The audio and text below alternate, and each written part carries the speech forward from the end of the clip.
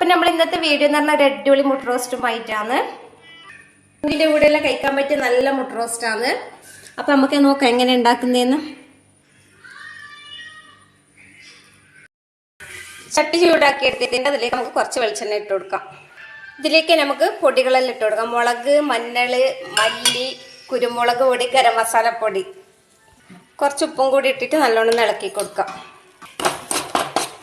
ഇതിലേക്ക് നമുക്ക് പുഴുങ്ങിയ മുട്ട ഇട്ട് കൊടുക്കാം.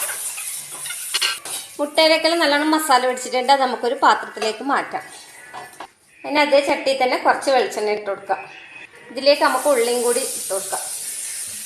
ആവശ്യത്തിനുള്ള ഉപ്പ് ഇട്ടിട്ട് നല്ലോണം ഒന്ന് വാട്ടിയെടുക്കാം. ഉള്ളിയെല്ലാം നല്ലോണം വാടിയിട്ടുണ്ട്. അതിലേക്ക് നമുക്ക് ഇഞ്ചി വെളുത്തുള്ളി പേസ്റ്റ് ഇട്ട് കൊടുക്കാം. പച്ചമുളകിൻ്റെ പേസ്റ്റും കൂടി ഇട്ട് കൊടുത്തിട്ട് നല്ലോണം ഒന്ന് ഇളക്കിയെടുക്കാം. ഇനി ഇതിലേക്ക് നമുക്ക് പൊടികൾ ഇട്ട് കൊടുക്കാം. മഞ്ഞൾപ്പൊടി, കുറച്ച് മുളക് പൊടി, മല്ലിപ്പൊടി, കുരുമുളക് പൊടി, ഗരം മസാലപ്പൊടി കൂടി നല്ലോണം ഇളക്കിയെടുക്കാം.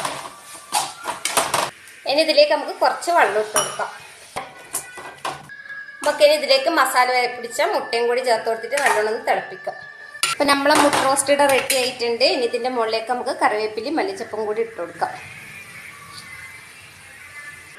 നമ്മളെ മുട്ട റോസ്റ്റ് റെഡി ആയിട്ടുണ്ട്. നല്ല ടേസ്റ്റാണ് തിന്നാൻ വേണ്ടിയിട്ട് എല്ലാവരും ട്രൈ ചെയ്ത് നോക്കണം. വീഡിയോ ഇഷ്ടപ്പെട്ടതാണെങ്കിൽ ലൈക്ക് ചെയ്യുക, കമൻറ്റ് ചെയ്യുക, സബ്സ്ക്രൈബ് ചെയ്യുക. Thank you.